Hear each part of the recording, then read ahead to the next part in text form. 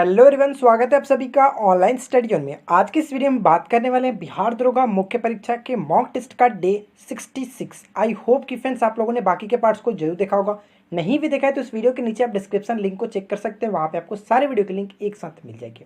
इस वीडियो में हम लोग टोटल 50 क्वेश्चन के बारे में डिस्कस करेंगे, जो कि पूर्णतः बीपीएसएससी के पैटर्न पे बनाया गया। तो आप इस वीडियो को कंप्लीटली एंड तक देखिए और लास्ट में अपना स्कोर नीचे कमेंट करके बताएंगे कि आपने कितना स्कोर किया। तो चलिए फ्रेंड्स, इस वीडियो को शुरू करते हैं। तो फ्रेंड्स, आज की इस वीडियो का फर्स्ट क्वेश्चन आपके स्क्रीन पे, वैदिक कविताओं का गद्य संग्रह खालिस्तान कहलाता है। हमेशा की तरह प्रत्येक क्वेश्चन के लिए 5 सेकंड टाइम दूंगा, आपका समय शुरू होता है अब।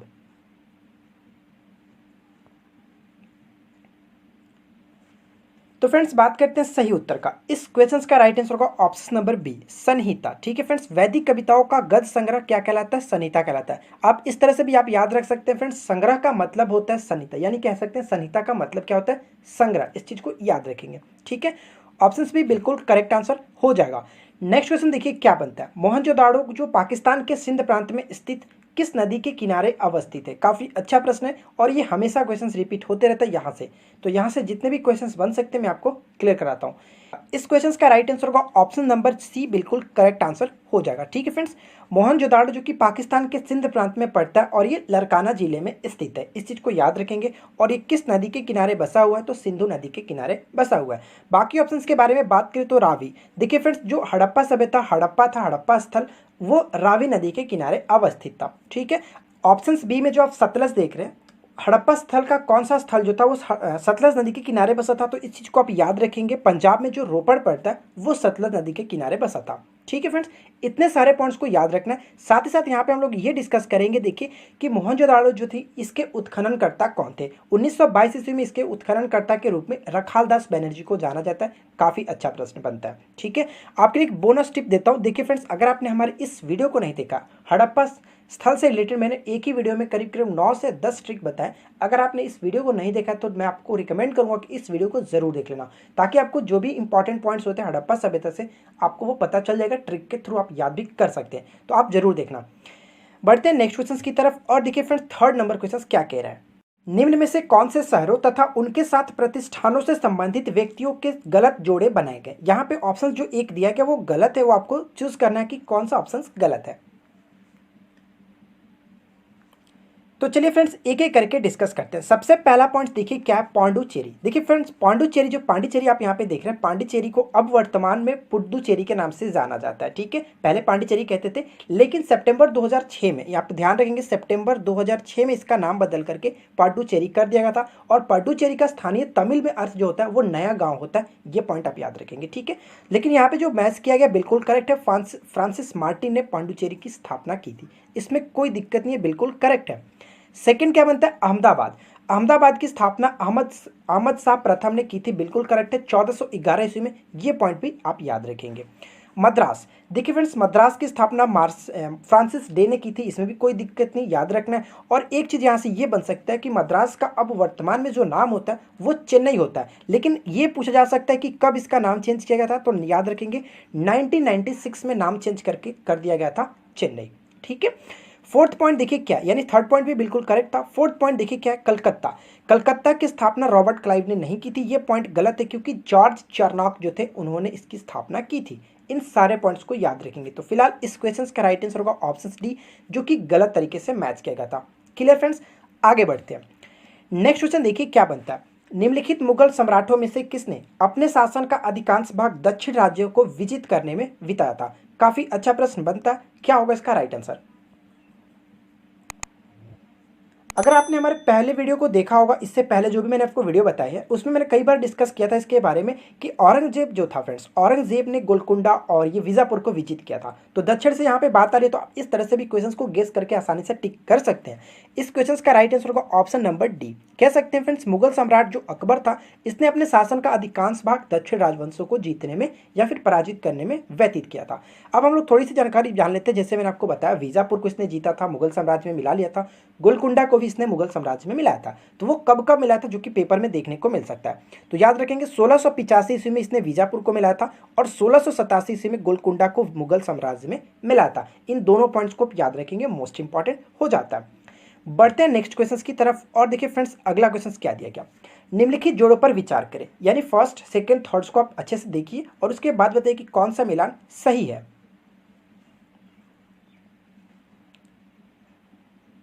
तो चलिए फ्रेंड्स एक एक पॉइंट्स को देखते हैं। सबसे पहला पॉइंट दिया गया कि विक्रम संवत। विक्रम संवत की जो स्थापना की गई थी वो बिल्कुल करेक्ट है, 58 ईसा पूर्व में की गई थी। यहाँ पे सबसे इंपॉर्टेंट आप ध्यान रखना बीसी, यानी कि फ्रेंड्स ईसा पूर्व में की गई थी। कभी कभी पेपर में आपको 58 ईस्वी और 58 ईसा पूर्व दोनों देखने को मिल सकता है, तो आप कंफ्यूज नहीं होंगे, ठीक है, याद रखेंगे ईसा पूर्व में। इस वक्त देखिए फ्रेंड्स उज्जैन के एक स्थानीय जो राजा थे उन्होंने शकों को पराजित किया था। शकों को पराजित करने के उपलक्ष्य में ही वहां के जो राजा थे उन्होंने एक विक्रम संवत की स्टार्टिंग की थी। आप इस चीज को याद रखेंगे 58 ईसा पूर्व में, ठीक है। अब बात करते हैं फ्रेंड्स सेकंड पॉइंट की। सेकंड पॉइंट में है शक संवत। देखिए शक संवत की शुरुआत किसने की थी? जो कनिष्क था, कुषाण वंश का शासक, सबसे प्रतापी शासक कहा जाता है कनिष्क। कनिष्क गद्दी पर बैठने के समय इसने चलाया था 78 ईसा पूर्व में, यानी कि सेकंड का थर्ड के साथ मैच होना चाहिए था। 78 ईस्वी में कनिष्क ने चलाया था, तो ये पॉइंट तो गलत हो जाता है, इस चीज को याद रखेंगे, ठीक है। गुप्त संवत के बारे में बात करें तो देखिए फ्रेंड्स गुप्त संवत की स्टार्टिंग जो की गई थी वो चंद्रगुप्त प्रथम के द्वारा की गई थी 319 से 320 ईस्वी में। तो यहाँ पे जो कि थर्ड का सेकंड के साथ मैच होना चाहिए था, यानी कुल मिलाकर देखें तो यहाँ पे सही कौन सा मिलान किया गया? केवल और केवल एक। ऑप्शन नंबर सी बिल्कुल करेक्ट आंसर हो जाएगा। आई होप कि फ्रेंड्स आपको ये सारे पॉइंट्स क्लियर हो गए होंगे। यहाँ से मैंने एक पॉइंट्स आपको बताया, गुप्त संवत की स्टार्टिंग चंद्रगुप्त प्रथम ने की थी, तो उनको एक उपाधि भी दी गई थी, उस उपाधि को आप याद रखेंगे, महाराजा धीराज की उपाधि उनको मिली थी, ठीक है। चलिए आगे बढ़ते हैं। नेक्स्ट क्वेश्चन बनता है कि निम्नलिखित कथन में कौन सा सत्य है, यानी फर्स्ट सेकंड थर्ड और फोर्थ आप इसमें से देख लीजिए और बताइए कि कौन सा ऑप्शन जो कि सत्य है, क्या होना चाहिए इसका करेक्ट आंसर। तो चलिए फ्रेंड्स देखते हैं। आंसर बताने से पहले मैं आपसे एक छोटी सी रिक्वेस्ट करना चाहूँगा, अगर आपको ये वीडियो पसंद आए तो प्लीज़ वीडियो को ज़रूर लाइक करें और साथ ही साथ अपने दोस्तों के साथ भी इस वीडियो को जितना हो सके प्लीज़ शेयर किया करें। और साथ ही साथ अगर आपने चैनल को सब्सक्राइब नहीं कर रखा तो आपसे रिक्वेस्ट है यार कि वीडियो को देखते हो तो आप लोग चैनल को सब्सक्राइब करके नोटिफिकेशन बिल को ऑन कर लिया कीजिए, ताकि नेक्स्ट वीडियो की नोटिफिकेशन आपको ऑन टाइम मिलती रहे। तो चलिए बात करते हैं एक एक पॉइंट्स के बारे में। सबसे पहला पॉइंट यहाँ पे कह दिया कि महात्मा गांधी के नेतृत्व में किया गया प्रथम जन आंदोलन चंपारण सत्याग्रह था। क्या ये पॉइंट्स करेक्ट है? बिल्कुल नहीं, ये पॉइंट गलत है, क्योंकि ऐसा माना जाता है फ्रेंड्स कि प्रथम जन आंदोलन जो था वो असहयोग आंदोलन था, न कि चंपारण सत्याग्रह। तो ये पॉइंट गलत हो जाता है, ध्यान रखेंगे। सेकेंड पॉइंट में क्या दिया है कि स्वराज पार्टी का गठन असहयोग आंदोलन की असफलता के बाद हुआ था। यह पॉइंट बिल्कुल करेक्ट है, इसमें कोई दिक्कत नहीं, क्योंकि देखिए फ्रेंड्स असफलता कब हुआ था असहयोग आंदोलन का? तो 1922 में हुआ था। आपको पता है चौरी चौरा कांड के बाद महात्मा गांधी जी ने इसको वापस ले लिया था, 5 फरवरी 1922 को हुआ था, ठीक है, जो कि 11 फरवरी को ये खत्म कर दिया गया था असहयोग आंदोलन को, ठीक है।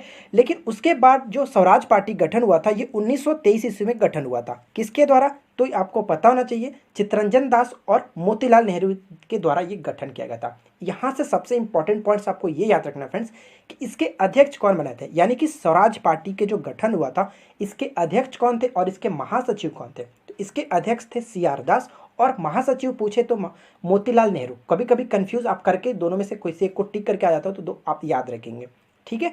तो कुल मिलाकर देखें तो ऑप्शन बी बिल्कुल करेक्ट है, इसलिए हमारा राइट आंसर होगा ऑप्शन बी, ठीक है फ्रेंड्स।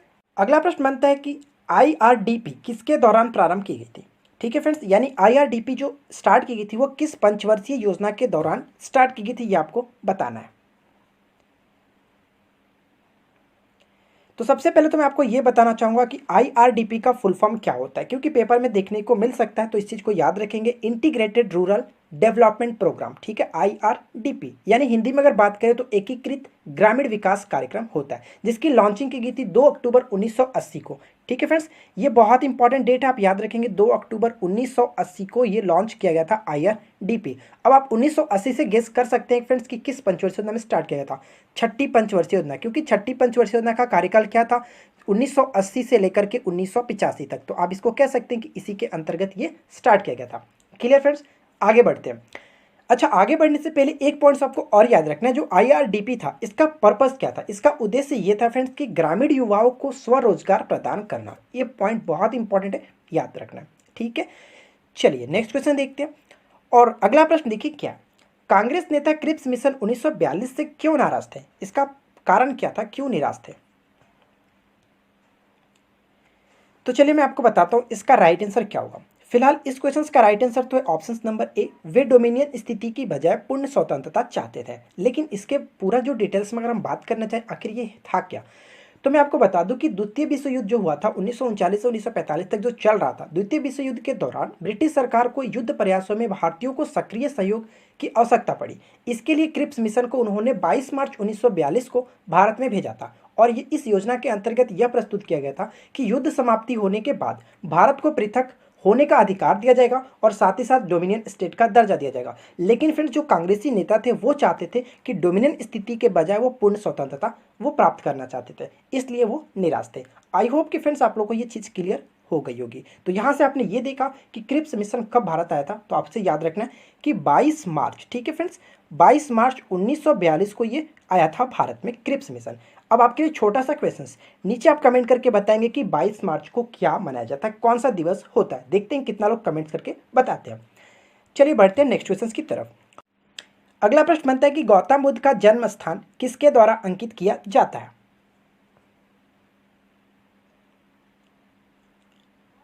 तो इस क्वेश्चन का राइट आंसर होगा ऑप्शन ए, अशोक मौर्य का रोमनीदेई स्तंभ। ठीक है फ्रेंड्स, इस क्वेश्चन का राइट आंसर है ऑप्शन ए।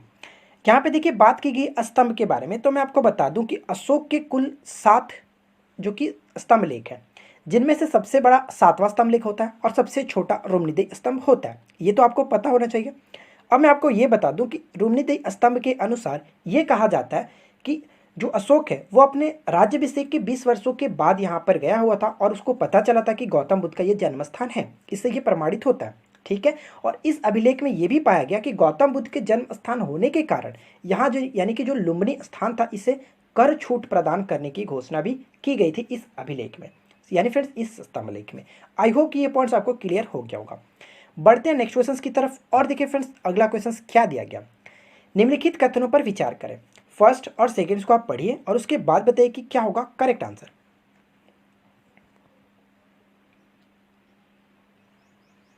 तो चलिए फ्रेंड्स एक एक करके सारे पॉइंट्स को क्लियर करते हैं। इस क्वेश्चन का राइट आंसर क्या होगा उसके पहले हम लोग को एक एक पॉइंट्स के बारे में डिस्कस करना होगा। तो चलिए एक एक पॉइंट्स के देखते हैं। सबसे पहला पॉइंट्स क्या है कि बाल गंगाधर तिलक ने भारतीय स्वतंत्रता संग्राम के उद्देश्य से अंग्रेजी भाषा में केसरी समाचार पत्र का प्रारंभ किया था। ये पॉइंट गलत हो जाता है क्योंकि देखिए फ्रेंड्स आपको पता होगा कि उन्होंने केसरी समाचार पत्र का प्रकाशन तो किया था, इसमें कोई दिक्कत नहीं है। गलत बात यहाँ पे किया गया क्योंकि अंग्रेजी भाषा में नहीं, उन्होंने जो केसरी समाचार पत्र का प्रारंभ किया था वो एक मराठी भाषा में था। तो यहाँ पे मराठी करोगे तो ठीक हो जाएगा, ये पॉइंट तो ठीक है। एक चीज़ और आपको याद रखना है कि जो अंग्रेजी भाषा आप यहाँ पे देख रहे हैं तो वो भी एक तरह से सही हो सकता है। अंग्रेजी भाषा में इन्होंने मराठा नामक समाचार पत्र को स्टार्ट किया था। तो केसरी के बारे में बात करें तो वो मराठी भाषा में था, लेकिन अंग्रेजी भाषा में मराठा नाम का समाचार पत्र स्टार्ट किया था। तो पहला पॉइंट तो किसी ना किसी तरह से गलत हो ही रहा है। सेकेंड पॉइंट देखिए क्या, उन्होंने इंडियन होम रूल लीग की स्थापना 1916 में की थी। तो ये पॉइंट भी गलत है क्योंकि friends Indian home rule league की स्थापना उन्होंने 1914 में की थी। ये पॉइंट पर गलत हो जाता है। तो कुल मिलाकर देखें तो सभी गलत है, ऑप्शन नंबर डी राइट हो जाता है। और जो मैंने आपको बताया उसको आप सुधार कर लेंगे। बढ़ते हैं नेक्स्ट क्वेश्चन की तरफ और देखिए फ्रेंड्स अगला प्रश्न क्या दिया गया। निम्नलिखित में से कौन सा भारतीय नगर 3 विद्वान संतों कपिल, गार्गी और मैत्रेय का घर था। काफी अच्छा प्रश्न है, एंशिएंट हिस्ट्री से लिया गया क्वेश्चन और ये बहुत अच्छा प्रश्न है फ्रेंड्स। देखिए इस क्वेश्चन का राइट आंसर क्या होगा। प्राचीन भारतीय नगर जो 3 विद्वान संतों जैसे कि कपिल, गार्गी और मैत्रेय का जो घर माना जाता है वो मिथिला में माना जाता है। ऑप्शन नंबर बी बिल्कुल करेक्ट होगा। देखिए फ्रेंड्स अगर आप लोगों को ये वीडियो पसंद आ रही हो तो आपसे एक रिक्वेस्ट करूंगा कि प्लीज़ यार वीडियो को ज़रूर लाइक किया करें क्योंकि आपका लाइक ही हमें मोटिवेट करता है। देखिए नेक्स्ट क्वेश्चन क्या बनता है कि भारत छोड़ो आंदोलन के बारे में निम्नलिखित में से कौन सा कथन सही नहीं है। यानी फ्रेंड्स आपको ऑप्शंस पढ़ने और इसके बाद बताने कि इनमें से कौन सा ऑप्शंस गलत है। तो चलिए देखते हैं क्या होगा करेक्ट आंसर। सबसे पहला पॉइंट तो बिल्कुल करेक्ट है कि जो भारत छोड़ो आंदोलन स्टार्ट किया गया था वो अगस्त 1942 में 8 अगस्त 1942 को पारित हुआ था और 9 अगस्त से ये लागू किया गया था। तो इसमें कोई दिक्कत नहीं, बिल्कुल करेक्ट है। सेकेंड पॉइंट क्या बहता है कि अहमदाबाद टेक्सटाइल मिलों में 3 माह से अधिक समय तक हड़ताल रही। देखिए फ्रेंड्स इसके बारे में आपको बता दूं, हुआ कुछ ऐसा था कि जो 8 अगस्त 1942 को ये प्रारंभ हुआ था। इस दौरान बहुत सारे जो कारखाने थे, वहाँ के जो कर्मचारी थे अलग अलग कारखानों के, उन सभी लोगों ने हड़ताल किया था, जिसमें से एक था अहमदाबाद यहाँ पे टेक्सटाइल मिल, जिसमें 3 माह से अधिक समय तक हड़ताल रहा था। तो इसमें भी कोई दिक्कत नहीं है, बिल्कुल करेक्ट होता है। थर्ड पॉइंट में क्या दिया है फ्रेंड्स कि मुस्लिम लीग और हिंदू सभा ने इस आंदोलन में सक्रिय रूप से भाग लिया था। ये पॉइंट गलत हो जाता है क्यों गलत है मैं आपको बता दूं कि इस आंदोलन में कुछ भारतीय जो पार्टी थी उन्होंने समर्थन नहीं किया था, जिनमें से कुछ पार्टी इस तरह से था, हिंदू महासभा, मुस्लिम लीग और कम्युनिस्ट पार्टी ने भी इसमें साथ नहीं दिया था, भाग नहीं लिया था। तो यहाँ पे थर्ड ऑप्शन तो गलत होता है। और फोर्थ ऑप्शन में देख लीजिए, मैंने आपको जस्ट ऊपर में बताया कि कम्युनिस्ट पार्टी ने भी इसका समर्थन नहीं किया था। कुल ये तीनों जो आप देख रहे हैं पार्टी, इन्होंने समर्थन नहीं किया था। तो ऑप्शन नंबर हमारा यहाँ पे सी, जो कि बिल्कुल गलत था। आई होप कि फ्रेंड्स यहाँ से सारे डाउट्स आपको क्लियर हो गए होंगे। चलिए देखते हैं नेक्स्ट क्वेश्चन क्या कह रहा है। अगला प्रश्न बनता है कि शिक्षा पर प्रतिवर्ष 1 लाख खर्च करने का प्रावधान किस चार्टर एक्ट में था। ये काफी अच्छा प्रश्न है, शायद आप इसको पहली बार देख रहे होंगे। देखिए इस क्वेश्चन का राइट आंसर है ऑप्शन नंबर, जो कि बी बिल्कुल करेक्ट आंसर होगा। चार्टर एक्ट 1813 के तहत यह बात की गई थी कि प्रति वर्ष 1 लाख रुपए का प्रावधान रखा जाएगा, किस पे, तो शिक्षा पर। इसलिए ऑप्शन नंबर बी बिल्कुल करेक्ट आंसर होगा और ये मोस्ट इंपॉर्टेंट है, शिक्षा से रिलेटेड है, तो आपको याद रखना ही रखना है। देखिए नेक्स्ट क्वेश्चन क्या बनता है कि संसार की सबसे बड़ी कंक्रीट संरचना माना जाने वाला थ्री गार्गिस जो डैम बनाया गया वो निम्नलिखित में से किस देश में स्थित है। यानी फ्रेंड्स थ्री गार्गिस जो डैम है वो कहाँ पे, आपको ये बताना है। तो इस क्वेश्चन का राइट आंसर होगा ऑप्शन नंबर ए, यानी कि चीन में ये स्थित है। ठीक है फ्रेंड्स, अब मैं आपको बता दूं कि ये जो डैम है वो चीन में कहाँ पे है, तो चीन के हुबेई प्रांत में स्थित है और ये किस नदी पर बनाया गया। आप स्क्रीन पे देख सकते हैं पिक्चर में, जो ये डैम है वो काफ़ी बड़ा डैम है फ्रेंड्स, और ये यांगती या अब इसको कह सकते हैं यांगतीची या फिर यांगजी नदी पर बनाया गया। ठीक है, और इस डैम की स्टार्टिंग जब की गई थी वो 1994 में स्टार्ट की गई थी इसको बनाना, लेकिन ये ओपन कब किया गया था पब्लिक के लिए, फिर आप इसको कह सकते हैं जब पूरी तरह से स्टार्ट हो गया था। ओपनिंग इसका डेट था 2003 में। ठीक है, इस दोनों पॉइंट्स को याद रखेंगे। चलिए बढ़ते हैं नेक्स्ट क्वेश्चन की तरफ। और देखिए फ्रेंड्स अगला प्रश्न क्या दिया गया, निम्नलिखित को मिलान कर रहे हैं, यानी फ्रेंड्स ए बी और सी आप डी देख रहे हैं, यहाँ पे मिलान किया गया, तो आपको बताना है कि इनमें से कौन सा मिलान सही है। तो चलिए एक एक करके देख लेते हैं। सबसे पहला मिलान यहाँ पर हम करते हैं कि नियंत्रण बोर्ड की स्थापना, नियंत्रण बोर्ड यानी कि कंट्रोल जो बोर्ड बनाया गया था, बोर्ड ऑफ कंट्रोल, तो इसमें कब बनाया गया था, तो ये बनाया गया था फ्रेंड्स पिट्स इंडिया एक्ट्स के तहत, यानी कि 1784 में, यानी कि ए का 2 होना चाहिए, ए का 2 बी या तो डी में होना चाहिए था। चलिए आगे देखते हैं। नेक्स्ट क्वेश्चन क्या बनता है कि सर्वोच्च न्यायालय की जो स्थापना की गई थी वो कब की गई थी, तो वो अधिनियम था विनियम अधिनियम 1773, जिसको रेगुलेटिंग एक्ट कहते हैं। ठीक है, रेगुलेटिंग एक्ट 1773 के तहत किया गया था, यानी फ्रेंड्स बी का 4 होना चाहिए। अच्छा देखो बी का 4 दोनों में मैच कर रहा है, वाह क्या ऑप्शन है। नेक्स्ट देखिए क्या दिया गया, अगला प्रश्न ये दिया गया फ्रेंड्स कि गवर्नर जनरल परिषद के कानून सदस्यों की नियुक्ति, कानून सदस्यों की जो नियुक्ति थी गवर्नर जनरल परिषद में कानून सदस्यों की नियुक्ति किसके तहत की गई थी, तो ये चार्टर अधिनियम 1813 के तहत किया गया था, यानी सी का फर्स्ट होना चाहिए। तो सी का फर्स्ट यहाँ पे बिल्कुल करेक्ट है। और आप ऑप्शन डी को भी देख लीजिए कि अंग्रेजी मिशनरी के काम करने के लिए अनुमति जो दी गई थी वो चार्टर अधिनियम 1833 के तहत। ये सारे पॉइंट्स बहुत इंपॉर्टेंट है, आप इन चारों को याद रखेंगे। ठीक है फ्रेंड्स, हो सकता है कि डायरेक्ट कोई एक ऑप्शन भी पूछा जा सकता है। क्लियर, आगे बढ़ते हैं। इस क्वेश्चन का राइट आंसर क्या होगा, ऑप्शन बी बिल्कुल राइट होता है। अगला प्रश्न देखिए क्या है कि विजयनगर का प्रथम शासक कौन था जिसने पुर्तगालियों के साथ संधि की थी। One of the most important questions, Vijayanagar साम्राज्य से जो क्वेश्चंस बनते हैं ना फ्रेंड्स, मैं आप क्या बताऊँ वो सारे क्वेश्चंस ही इंपॉर्टेंट होते हैं। देखिए इस क्वेश्चन का राइट आंसर क्या होगा, विजयनगर का प्रथम वो शासक कौन था जिसने पुर्तगालियों के साथ जो कि संधि की थी। इसका राइट आंसर है कृष्ण देव राय। ठीक है फ्रेंड्स, कृष्ण देव राय किस वंश से था, तो मैंने आपको कई बार बताया कि ये तुलु वंश का एक महान शासक था। ठीक है, और इसके शासनकाल में 2 पुर्तगाली यात्री भी आए हुए थे जिनका नाम क्या था, तो डोमिंग पायस और बारबोसा। ठीक है, ये पूछा भी जाता है कि डोमिंग पायस और बारबोसा किसके शासनकाल में आए हुए थे, तो ये कृष्ण देव राय के शासनकाल में आए थे। अगला प्रश्न देखिए क्या है कि शिवाजी की भू राजस्व व्यवस्था के संदर्भ में क्या सत्य है, यानी फर्स्ट और सेकंड पॉइंट्स को आप पढ़ेंगे और उसके बाद बताएंगे उपरोक्त में से सही कथन कौन सा है। तो चलिए फ्रेंड्स एक एक करके पॉइंट्स को देखते हैं। सबसे पहला पॉइंट्स क्या दिया है कि शिवाजी ने रस्सी द्वारा माप के स्थान पर काटी और मानक छड़ी का प्रयोग का परिचालन किया था। इसमें कोई दिक्कत नहीं, बिल्कुल करेक्ट आंसर है। ठीक है, सेकंड देख लीजिए क्या है कि भू राजस्व यानी कि लगान की जो दर था आरंभ में उपज का 33% हुआ करता था, लेकिन इन्होंने बाद में 40% कर दिया था। ये पॉइंट भी करेक्ट है, इसमें कोई दिक्कत नहीं है। दोनों ऑप्शन बिल्कुल सही होता है, इसलिए ऑप्शन नंबर सी आपका राइट है कि दोनों 1 और 2 सही है। ऑप्शन सी बिल्कुल करेक्ट होता है। बढ़ते हैं नेक्स्ट क्वेश्चन की तरफ। देखिए फ्रेंड्स अगला क्वेश्चन क्या बनता है, नेक्स्ट ये दिया गया कि प्रतापशील या फिर हुंड हरिण केसरी या फिर महाराजा धीराज, ये तीनों को मिला के एक मतलब एक व्यक्ति का उपाधि दी गई है। आपको ये बताना है कि नामक उपाधियाँ किसकी है। ये जो उपाधि दी गई है प्रतापशील, हुंड हरिण केसरी या फिर महाराजा धीराज। ये जो उपाधियां दी गई थी ये दी गई थी प्रभाकर वर्धन को। ऑप्शन नंबर बी बिल्कुल करेक्ट आंसर होगा। प्रभाकर वर्धन कौन थे तो मैं आपको बता दूं कि ये हर्षवर्धन के पिता थे। अब ये प्रभाकर वर्धन किस वंश से संबंध रखते थे तो पुष्यभूति वंश आप कह सकते हैं। ठीक है फ्रेंड्स, ये पुष्यभूति वंश के प्रभावशाली शासकों में से एक थे, लेकिन पुष्यभूति वंश की स्थापना पुष्यमित्र शुंग ने की थी। इस चीज़ को आप याद रखेंगे। और मैं आपको ये बता दूं फ्रेंड्स कि इनको कुछ और भी उपाधियाँ दी गई थी, और वो उपाधि कौन कौन सी थी तो आपको याद रखना है कि उनकी उपाधि कुछ थी परम हटाकर करके, और एक उपाधि महाराजा धीराज तो आप यहाँ पे देख ही रहे। आप इन तीनों को आप याद रखेंगे, प्रतापशील, हुंड हरिण केसरी। काफ़ी अच्छा उपाधि यहाँ पे पेपर में देखने को मिल सकता है। बढ़ते हैं नेक्स्ट क्वेश्चन की तरफ और देखिए फ्रेंड्स अगला क्वेश्चन क्या दिया गया। नेक्स्ट क्वेश्चन बनता है कि सार्वजनिक उपक्रम समिति का गठन किसकी सिफारिश पर किया गया था। क्या होगा इसका करेक्ट आंसर।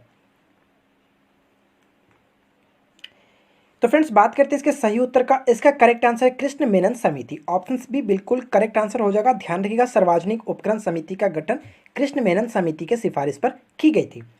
अगला क्वेश्चन क्या बनता है कि केंद्र और राज्यों के बीच होने वाले विवादों का निर्णय करने की भारत के उच्चतम न्यायालय की शक्ति किसके अंतर्गत आती है। इसका राइट आंसर क्या होगा बताइए। इस क्वेश्चन का राइट आंसर होगा ऑप्शन नंबर जो कि सी बिल्कुल करेक्ट है, मूल अधिकारिता के अंतर्गत आता है। ऑप्शन सी बिल्कुल राइट आंसर हो जाता है। ठीक है फ्रेंड्स, एक चीज़ मैं आपको डिस्कस करना चाहता हूँ कि अब से पॉलिटी के जो क्वेश्चन होंगे फ्रेंड्स, आप लोगों ने डिमांड किया कि मैम जो थे आप लोग को पसंद नहीं आ रहा था मैम का पढ़ाना, तो मैं आपको बता दूं फ्रेंड्स मैंने मैम को बोल दिया और आगे से मैं पॉलिटी के क्वेश्चंस खुद ही आपके लिए लेकर आऊँगा। ठीक है, तो चलिए बात करते हैं नेक्स्ट क्वेश्चन की। और अगला प्रश्न देखिए क्या, किसी कल्याण राज्य का सर्वाधिक महत्वपूर्ण उत्तरदायित्व है। किसी भी कल्याण राज्य के लिए सर्वाधिक महत्वपूर्ण उत्तरदायित्व है क्या है वो आपको बताना है। तो इसका राइट आंसर क्या है। इस क्वेश्चन का करेक्ट आंसर होगा ऑप्शन डी, यानी कि मूल अधिकारों के अतिक्रमण को रोकना। ठीक है फ्रेंड्स, ये पॉइंट बहुत इंपॉर्टेंट है। इसके लिए भारतीय संविधान द्वारा लोगों का जो कुछ मूल अधिकार होते थे जिसको नैसर्गिक अधिकार कहते हैं उनको प्रदान किया गया, जिसको कह सकते हैं फ्रेंड्स मूल अधिकारों के अतिक्रमण के रोकना। काफ़ी अच्छा क्वेश्चन है, इसका राइट आंसर हो जाता है ऑप्शन नंबर डी। ठीक है फ्रेंड्स, आगे बढ़ते हैं और नेक्स्ट क्वेश्चन देखिए क्या दिया गया। भारत के संविधान में अंतर्राष्ट्रीय शांति और सुरक्षा की अभिवृद्धि का उल्लेख कहाँ पे किया गया। तो इस क्वेश्चन का राइट आंसर होगा ऑप्शन नंबर जो कि बिल्कुल करेक्ट है बी, यानी फ्रेंड्स राज्य के नीति एवं निर्देशक सिद्धांत में। ऑप्शन बी बिल्कुल करेक्ट होता है। राज्य के नीति निर्देशक सिद्धांत जब भी आता है क्वेश्चन तो आपके माइंड में दो क्वेश्चन तो बहुत अच्छे से आना चाहिए। ये किस देश के संविधान से जोड़ा गया, आयरलैंड के संविधान से जोड़ा गया। ठीक है फ्रेंड्स, इसका आर्टिकल कितना से कितना है तो 36 से 51 इसका आर्टिकल है, और इसका किस भाग में इसको रखा गया तो भाग 4 में रखा गया। ये पॉइंट सारे आपके माइंड में अच्छे से याद होने चाहिए, क्योंकि अगर छोटा सा क्वेश्चन पूछा जाएगा तो डायरेक्ट यही क्वेश्चन पूछे जाते हैं। ठीक है, इस चीज़ को याद रखेंगे। बढ़ते हैं नेक्स्ट क्वेश्चन की तरफ और देखिए फ्रेंड्स अगला क्वेश्चन क्या दिया गया। नेक्स्ट क्वेश्चन बनता है कि भारत के संविधान में दल बदल विरोधी विधेयक उपबंध के संबंध में विचार कीजिए। यानी फर्स्ट और सेकंड आप ऑप्शंस को पढ़ेंगे और उसके बाद बताइए कि क्या होगा करेक्ट आंसर दल बदल विरोधी विधेयक उपबंध के संबंध में। तो चलिए देखते हैं इसका राइट आंसर क्या होगा। इसका करेक्ट आंसर देखिए फर्स्ट ऑप्शन देखिए क्या दिया गया। ये 92वें संविधान संशोधन 1985 द्वारा जोड़ा गया था। ये पॉइंट गलत हो जाता है क्योंकि 92 नहीं 52वें संविधान संशोधन अधिनियम 1985 के तहत जोड़ा गया था। किस अनुसूची में तो 10वीं अनुसूची में। ये पॉइंट बिल्कुल करेक्ट है, इसमें कोई दिक्कत नहीं है। ठीक है फ्रेंड्स, आई होप कि आपको ये चीज़ समझ में आ गई होगी।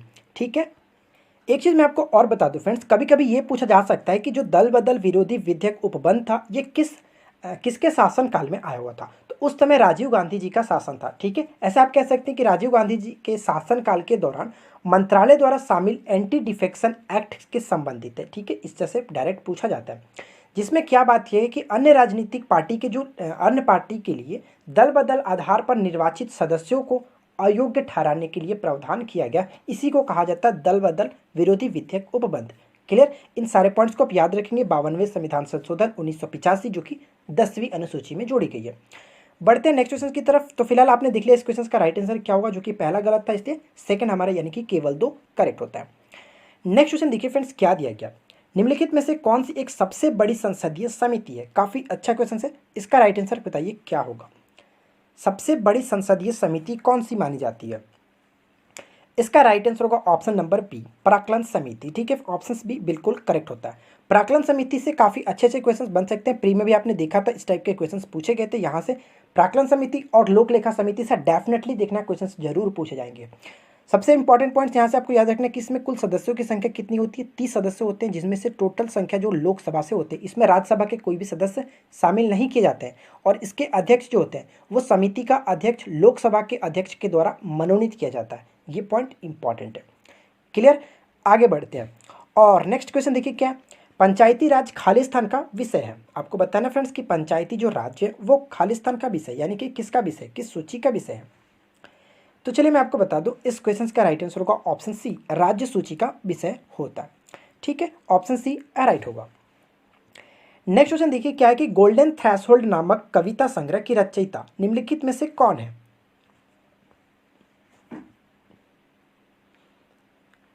तो इस क्वेश्चन का राइट आंसर होगा option number B, Sarojini Naidu. ठीक है फ्रेंड्स, गोल्डन थ्रेशोल्ड जो कविता लिखी गई थी, कविता संग्रह, इनकी ये पहला उपन्यास था। ठीक है, इनका पहला उपन्यास यानी कि सरोजनी नायडू जी ने ये पहली बार अपनी उपन्यास को लिखा था, गोल्डन थ्रेशोल्ड। और ये कब पब्लिश हुआ था, तो 1905 में फर्स्ट टाइम पब्लिश किया गया था।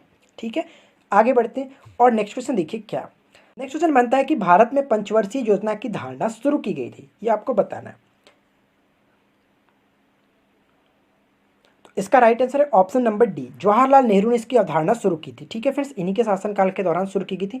और कभी कभी क्वेश्चन ये पूछा जाता है कि जो पंचवर्षीय योजना है फ्रेंड्स, ये किस देश से लिया गया। तो ये लिया गया सोवियत संघ कह सकते हैं, या फिर रसिया कह सकते हैं, रूस कह सकते हैं, कुछ भी कहो, आपकी मर्जी। बढ़ते हैं नेक्स्ट क्वेश्चन की तरफ। और देखिए अगला क्वेश्चन क्या है। अगला क्वेश्चन बनता है कि रोपड़ कृषि किस प्राकृतिक प्रदेश में की जाती है। काफ़ी अच्छा प्रश्न है। रोपड़ कृषि जो है वो किस प्राकृतिक प्रदेश में की जाती है। तो इसका राइट आंसर होगा ऑप्शन नंबर ए, विषुवतीय प्रदेश में की जाती है। ऑप्शन ए बिल्कुल करेक्ट आंसर होता है। देखिए फ्रेंड्स, इस कृषि जो होता है यानी कि ये जो रोपड़ कृषि होता है, इस कृषि का क्षेत्र जो होता है काफ़ी विस्तृत होता है, काफ़ी बड़ा आकार का होता है। ठीक है, इसके जो प्रमुख फसल होते हैं यानी कि रोपड़ कृषि में कौन कौन से प्रमुख फसल आती हैं उनको याद रखेंगे। चाय, कॉफ़ी, कोक और रबड़, गन्ना, कपास, इस टाइप के फसल इसमें आते हैं। नेक्स्ट क्वेश्चन देखते हैं। अगला प्रश्न क्या बनता है कि एनोर पोर्ट किस राज्य में मौजूद है। ठीक है फ्रेंड्स, एनोर पोर्ट के नाम से जो है जाना जाता है वो किस राज्य में स्थित है। इस क्वेश्चन का राइट आंसर होगा ऑप्शन नंबर सी, तमिलनाडु। ठीक है फ्रेंड्स, ऑप्शन सी करेक्ट होगा। अगर पूछ ले कि इस पोर्ट का आधिकारिक नाम क्या होता है, तो आपको याद रखना है कामाराजर पोर्ट होता है। ठीक है फ्रेंड्स, कामाराज कभी देता है, कामाराजर देता है, तो आप दोनों में से याद रखेंगे। इस पोर्ट का आधिकारिक नाम यानी कि एनोर पोर्ट का आधिकारिक नाम क्या होता है, तो कामाराज पोर्ट। ठीक है, आगे बढ़ते हैं। नेक्स्ट क्वेश्चन देखिए क्या बनता है कि केरल किसकी जुताई के लिए प्रसिद्ध है। ठीक है फ्रेंड्स, केरल जो है वो किसके लिए काफ़ी फेमस होता है, आपको बताना। इनमें से चारों ऑप्शन दिए गए, आप उसमें चूज कीजिए। तो देखिए फ्रेंड्स, जो केरल होता है वो काफ़ी प्रसिद्ध है नारियल, काली मिर्च, ब्लैक पेपर कहते हैं, और यहाँ पे रबड़, ये तीनों के लिए काफ़ी फेमस है केरल। तो यानी कि ऑप्शन नंबर ए आपका राइट हो जाता है। ऑप्शन ए बिल्कुल करेक्ट होगा। नेक्स्ट क्या बनते हैं कि टेल किसकी सहायक नदी है। जो आपको बताना है कि जो टेल है वो किसकी सहायक नदी है। तो मैं आपको बता देता हूँ, यहाँ पे जो टेल आप देख रहे हैं, टेल जो कि महानदी की सहायक नदी होती है। ऑप्शन बी राइट होगा। महानदी से रिलेटेड कुछ पॉइंट्स आपको याद रखना है, जैसे कि फ्रेंड्स महानदी की जो उद्गम होता है वो कहाँ से होता है, तो ये छत्तीसगढ़ के रायपुर जिले में सिहावा के समीप से इसका उद्गम होता है। और इसके दो और प्रमुख जो कि सहायक नदी कौन कौन सी, एक होता है ब्राह्मणी और एक होता है वैतरणी, इन दोनों को याद रखेंगे। नेक्स्ट क्वेश्चन देखिए क्या दिया गया, विश्व का सबसे ऊंचा जलप्रपात किस देश में स्थित है। काफ़ी अच्छा क्वेश्चन से कई बार एग्जाम्स में, अलग अलग एग्जाम्स में पूछे जा चुके हैं ये क्वेश्चन। तो देखिए विश्व का सबसे ऊंचा जो जलप्रपात है वो कहाँ पे, तो वेनेजुएला में, साल्टो एंजिल जलप्रपात वेनेजुएला में। ठीक है फ्रेंड्स, वेनेजुएला कहाँ पर पड़ता है, तो वेनेजुएला पड़ता है दक्षिण अमेरिका में। दक्षिण अमेरिका का द्वार के नाम से इसको जाना जाता है वेनेजुएला को। ठीक है, वेनेजुएला की राजधानी पूछ जा सकती है, तो राजधानी याद रखेंगे कराकस। ठीक है, कराकस, कराकस, ये काफ़ी अच्छा क्वेश्चन बनता है। बढ़ते हैं नेक्स्ट क्वेश्चन की तरफ। और देखिए अगला क्वेश्चन क्या दिया कि गरीबी गैप किसे संदर्भित करता है। गरीबी गैप का मतलब क्या होता है, आपको ये बताना है। इसका राइट आंसर है ऑप्शन नंबर ए, यानी उस रेखा के नीचे रहने वाले सभी लोगों की गरीबी रेखा और वास्तविक आय के स्तर के बीच का अंतर जो होता है वो गरीबी गैप कहलाता है। ऑप्शन ए राइट आंसर होगा। नेक्स्ट क्वेश्चन क्या बनता है कि भारत की संचित निधि में से राज्यों के राजस्व के सहायता अनुदान को नियंत्रित करने वाले सिद्धांतों को सिफारिश कौन सा प्राधिकरण करता है? तो इस क्वेश्चन का राइट आंसर क्या होगा? इसका करेक्ट आंसर है ऑप्शन नंबर जो कि वित्त आयोग। ठीक है फ्रेंड्स, ऑप्शन सी बिल्कुल करेक्ट आंसर हो जाएगा। और ये बात किसके अंतर्गत कही गई है? तो आर्टिकल 280 के 3 के अंतर्गत कही गई है। आपको पता है कि वित्त आयोग का गठन 280 के तहत राष्ट्रपति के द्वारा किया जाता है 5 वर्षों के लिए। तो 280 के 3 में ये बात कही गई है फ्रेंड्स। इसके अंतर्गत वित्त आयोग की जो कुछ शर्तें होती हैं उनमें से एक शर्त यही है कि भारतीय संचित निधि में राज्यों की दी जाने वाली जो सहायक अनुदान के सिद्धांत को तय करना है। ठीक है, इसका राइट आंसर होगा ऑप्शन नंबर सी। ध्यान रखेंगे इसका गठन जो होता है वो 280 अनुच्छेद के तहत राष्ट्रपति के द्वारा 5 वर्षों के लिए किया जाता है। नेक्स्ट क्वेश्चन क्या बनता है कि यदि क्रेता एक हो और विक्रेता अनेक हो तो उस स्थिति को क्या कहा जाता है? इसका राइट आंसर होगा ऑप्शन नंबर सी, एक क्रेताधिकार के नाम से जाना जाता है। ठीक है फ्रेंड्स, यदि एक क्रेता हो और विक्रेता अनेक हो तो उस स्थिति को क्या कहते हैं? एक क्रेताधिकार। ऑप्शन सी राइट होगा। नेक्स्ट क्वेश्चन देखिए क्या बनता है कि कुन्नो पालपुर वन्यजीव अभ्यारण्य किस प्रदेश में स्थित है? ये क्वेश्चन मैंने आपको कराया होता वन्यजीव अभ्यारण्य में। अगर आपने उस वीडियो को देखा होगा तो डेफिनेटली ये तो बहुत ईजी हो गया होगा आपके लिए, लेकिन अगर आपने नहीं देखा होगा तो मैं आपको गारंटी देता हूँ कि शायद आप ये ज़रूर सोच रहे होंगे कि यार ये कहाँ से नाम उठाकर लाए हो। तो देखिए फ्रेंड्स, ये बहुत अच्छा क्वेश्चन है कि जो कुन्नो पालपुर वन्यजीव अभ्यारण्य ये मध्य प्रदेश में पड़ता है कि नहीं? आपने याद किया था, बिल्कुल करेक्ट है। इस क्वेश्चन का राइट आंसर होगा ऑप्शन नंबर डी। और ये कहाँ पे? तो मध्य प्रदेश के ग्वालियर से करीब करीब 200 किलोमीटर दूर ये स्थित होता है। ठीक है, ध्यान रखेंगे। एक चीज़ मैं आपको और बता दूं, आपके लिए सरप्राइज बोनस बहुत जल्द लाने वाला हूं फ्रेंड्स कि आपने बोला था इसका सेकंड पार्ट लाने के लिए, तो बस 1 से 2 दिन में आपको सेकंड पार्ट इसका देखने को मिल सकता है। थोड़ा सा वेट कर लो। नेक्स्ट देखिए क्या है कि नागार्जुन सागर बांध दुनिया का सबसे बड़ा जो कि चिनाई वाला बांध है जिसे खालिस्तान नदी पर बनाया गया। ये आपको बताना है, क्या होगा इसका करेक्ट आंसर? तो बहुत छोटा सा क्वेश्चन है और बहुत सिंपल सा, लेकिन कई बार एग्जाम्स में पूछा जा चुका है। देखिए नागार्जुन सागर जो बांध है वो फ्रेंड्स कृष्णा नदी पर बनाया गया। ठीक है, ये पूछा सकता है कि ये कहाँ पर है। ठीक है, कृष्णा नदी पर तो बनाया गया लेकिन कहाँ पे है? तो ध्यान रखना है कि नालकोंडा जिले तेलंगाना में ये पड़ता है। इसका निर्माण कब से कब स्टार्ट किया गया था? तो 1955 से स्टार्ट किया था और जाकर 1967 में बना था। तो निर्माण काल के बाद की बात करें तो 1955 से 1967 तक। ठीक है, नालकोंडा जिले जो कि तेलंगाना। नेक्स्ट देखिए क्या है, अगला क्वेश्चन बनता है निम्नलिखित कथनों पर विचार करें। फर्स्ट और सेकंड्स को आप पढ़ेंगे और उसके बाद बताएंगे कौन सा कथन सही है। काफ़ी अच्छा क्वेश्चन है फ्रेंड्स, और इस टाइप के क्वेश्चंस देखना आपके एग्जाम्स में कई बार पूछे जाएंगे, तो आप बहुत अच्छे से अटेम्प्ट करेंगे क्योंकि इस टाइप के क्वेश्चंस मैं आपको कई बार करा चुका हूँ। तो फिलहाल बात करते हैं फर्स्ट पॉइंट्स की। देखिए फर्स्ट पॉइंट में क्या देखिए, कागल झरना तमिलनाडु राज्य में स्थित है। ये पॉइंट गलत हो जाता है क्योंकि जो कागल झरना है फ्रेंड्स ये पड़ता है आंध्र प्रदेश के चित्तौड़ जिले में। तो पहला तो पॉइंट गलत है। सेकंड पॉइंट देखिए क्या है कि कैंडियन जो वन्यजीव अभ्यारण्य है वो आंध्र प्रदेश के चित्तूर जिले में स्थित है। ये पॉइंट बिल्कुल करेक्ट है। और जो कागल झरना फ्रेंड्स इसी वन्यजीव अभ्यारण्य से घिरा भी हुआ है, यानी आंध्र प्रदेश के चित्तूर जिले में जो कैंडियन वन्यजीव अभ्यारण्य है इसी के अंतर्गत पड़ता है कागल झरना। तो कुल मिलाकर देखें तो ऑप्शन हमारा जो कि बी बिल्कुल करेक्ट होता है, केवल 2। ऑप्शन नंबर आपका बी यहाँ पे राइट होगा। क्लियर, याद रखेंगे कैंडियन वन्यजीव अभ्यारण्य आंध्र प्रदेश के चित्तूर जिले में पड़ता है। नेक्स्ट क्वेश्चन देखिए क्या, कोसी नदी गंगा में कहाँ मिलती है? काफी अच्छा प्रश्न है कि कोसी नदी जो गंगा में कहाँ पर मिलती है।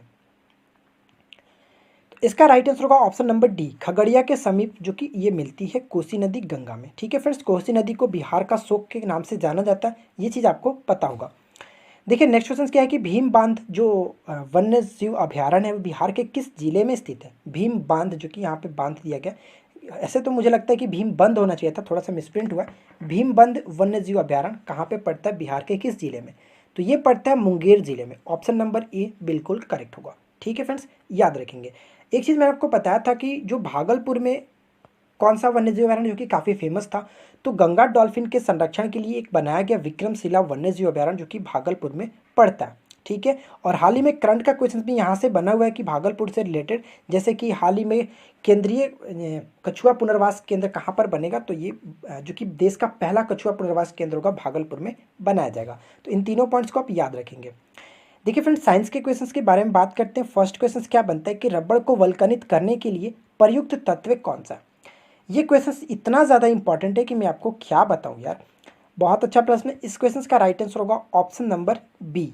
देखिए फ्रेंड, जो रबड़ निकाला जाता है, अगर कच्चे रबड़ की बारे में बात करें, जो प्राकृतिक रूप से निकाला जाता है वो काफ़ी लचीला होता है।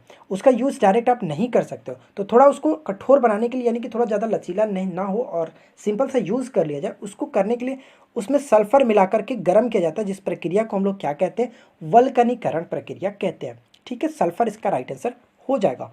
क्लियर, आगे बढ़ते हैं। नेक्स्ट क्वेश्चन क्या बनता है कि कथन फर्स्ट में है कि कुनैन मलेरिया के उपचार में प्रयुक्त की जाती है, और कथन 2 कह रहा है कि यह सिनकोना की जड़ से प्राप्त की जाती है। तो आपको बताना है कि कौन सा ऑप्शन सही होगा। तो चलिए, यहाँ पे मैं आपको बता दूं कि ये पहला पॉइंट तो बिल्कुल करेक्ट है कि कुनैन मलेरिया के उपचार के लिए प्रयुक्त की जाती है, इसमें कोई दिक्कत नहीं है। सेकेंड पॉइंट में गलत किया गया क्योंकि सिनकोना के छाल से प्राप्त की जाती है, न कि जड़ से, तो यहाँ पे पॉइंट्स गलत हो जाता है। तो कुल मिलाकर देखें तो कथन 1 तो सही है, परंतु कथन 2 गलत है। ठीक है, ऑप्शन नंबर हमारा सी बिल्कुल राइट होगा। अगला क्वेश्चन देखिए फ्रेंड्स, क्या बनता है। अच्छा, यहाँ पे हम लोगों ने मलेरिया के बारे में बात किया था, तो मैं आपको मलेरिया से कुछ इंपॉर्टेंट पॉइंट्स बताता हूँ। जैसे मलेरिया जो होता है फ्रेंड्स, किससे होता है, तो परिजीवी से होने वाला एक रोग होता है। और मलेरिया शब्द का सबसे पहले प्रयोग किसने किया था, तो मैकुलाच ने किया था। कब किया था, तो 1827 ईस्वी में मैकुलाच ने इस शब्द का प्रयोग किया था, मलेरिया। मलेरिया होता किससे, तो मादा एनाफिलिस मच्छर से होता है। ये पॉइंट इंपॉर्टेंट है। अब बात करते हैं थर्ड क्वेश्चन, देखिए यानी कि 43rd क्या बनता है कि लिनियस को वर्गीकरण विज्ञान का जनक या फिर पिता माना जाता है। क्योंकि ये आपको बताना क्यों माना जाता है। तो इसका राइट आंसर होगा ऑप्शन नंबर सी, यानी फ्रेंड्स पादपों का वर्गीकरण करने वाला पहला व्यक्ति थे ये। ठीक है, इनको आधुनिक वर्गीकरण का पिता के रूप में भी जाना जाता है, तो इस चीज को आप याद रखेंगे, काफी अच्छा क्वेश्चन बन जाता है। बढ़ते हैं अगले क्वेश्चन की तरफ, और नेक्स्ट क्वेश्चन देखिए क्या दिया गया। डीपीटी वैक्सीन किन बीमारियों को रोकने के लिए प्रसारित की जाती है, या फिर प्रशासित की जाती है, ये आप कह सकते हैं। यानी फ्रेंड सिंपल सा लैंग्वेज में यूज़ करें तो वैक्सीन जो होता है, डीपीटी का वैक्सीन किसके लिए यूज़ किया जाता है, किसको रिड्यूस करने के लिए, किस बीमारी के लिए। इसका राइट आंसर होगा ऑप्शन नंबर, जो कि ऑप्शन जानने से पहले मैं आपको यही बताता हूँ, डिप्थीरिया, काली खांसी, और जो कि टिटनस होता है, ना कि टाइफाइड। ठीक है फ्रेंड्स, टिटनस होता है। ऑप्शन नंबर जो कि बिल्कुल करेक्ट होगा बी, 1, 2 और 4। काफ़ी अच्छा प्रश्न, याद रखेंगे फ्रेंड्स, यहाँ पे राइट आंसर आपका होगा बी, ना कि टाइफाइड। डिप्थीरिया, काली खांसी और टिटनस। टिटनस यानी कि ऑप्शन नंबर आपका बी यहाँ पे बिल्कुल करेक्ट हो जाता है। टिटनस की जो अंतिम अवस्था होती है, लास्ट स्टेज होता है, उसको किस नाम से जानते हैं, लॉक्सा। ठीक है, लॉक्सा एक इसका स्टेज होता है, उसी को कहते हैं लॉक्सा, क्योंकि पेपर में देखने को मिलता रहता है, आपको इस चीज़ को याद रखेंगे। अगला प्रश्न देखिए क्या है कि एक वृक्ष की आयु का पता किसके द्वारा लगाया जा सकता है। ये क्वेश्चन मैंने आपको साइंस वाले वीडियो में कराया था, जिसके थर्ड पार्ट मैंने कंप्लीट कराया था। अगर आपने हमारे साइंस वाली वीडियो को नहीं देखा तो ज़रूर देख लेना, क्योंकि साइंस वाले जो क्वेश्चन होते हैं, इंपॉर्टेंट क्वेश्चन मैं करा रहा हूँ, तो आप उस वीडियो को जरूर फॉलो करें। देखिए, एक वृक्ष की आयु का पता हम लोग कैसे लगाते हैं, तो यहाँ पे ऑप्शन या तो आप बी को टिक करोगे या तो सी को टिक करोगे। अगर आपको अच्छे से नहीं पता होगा तो आप गलत करके आओगे शाखाओं की संख्या को गिनकर। देखिए फ्रेंड्स, शाखाओं की संख्या को गिनकर के नहीं, वल्यों की संख्या को गिनकर। यानी कि मान लीजिए ये पेड़ है, तो पेड़ को अगर आप काटते हो तो इस तरह से गोल गोल देखते हो। ठीक है, अंदर अंदर गोल गोल, यही जो घेरा होता है इसी को कहते हैं, एक वर्ष में एक नया घेरा बनता है। जितने भी घेरे होंगे, मान के चलिए कि एक पेड़ में 50 रिंग बने हैं, तो इसका मतलब ये है कि उस पेड़ की आयु जो है वो 50 वर्ष है। इस तरह से निकाला जाता है वार्षिक वलयों की गिनती करके।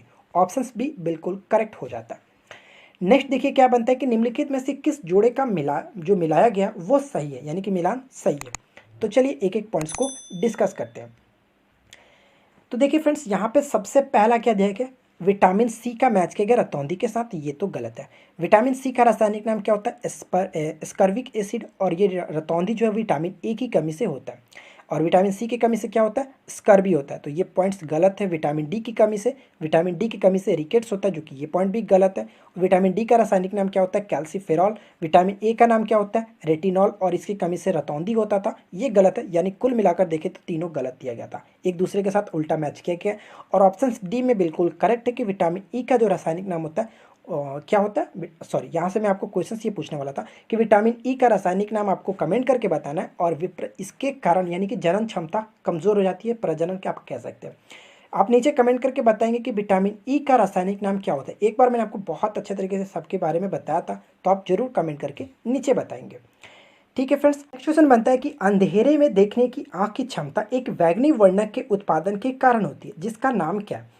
क्वेश्चंस का सिंपल सा मतलब ये है फ्रेंड्स कि हम लोग अंधेरे में भी कुछ वस्तुओं को देख पाते हैं और इसका कारण बनता है कि बैंगनी वर्णक, ठीक है, यानी कि बैंगनी रंग का एक वर्णक कलर होता है हमारे आँख में उत्पादन का कारण इस टाइप का। उसका नाम क्या है? उसका नाम होता है रोडाप्सिन, ठीक है फ्रेंड्स, रोडाप्सिन। ऑप्शन बी बिल्कुल करेक्ट होगा, याद रखेंगे। ठीक है फ्रेंड्स, आगे बढ़ते हैं। नेक्स्ट देखिए क्या दिया गया, H1N1 विषाणु का प्राय समाचारों में निम्नलिखित में से किस बीमारी के संदर्भ में उल्लेखित किया गया? और ये काफ़ी फेमस क्वेश्चन है क्योंकि 2009 में इसने क्या तबाही मचाई थी वो आपको पता है। जिस तरह से अभी कोरोना का माहौल गर्म हो चुका है उसी तरह से उस वक्त 2009 में H1N1 काफ़ी फेमस था।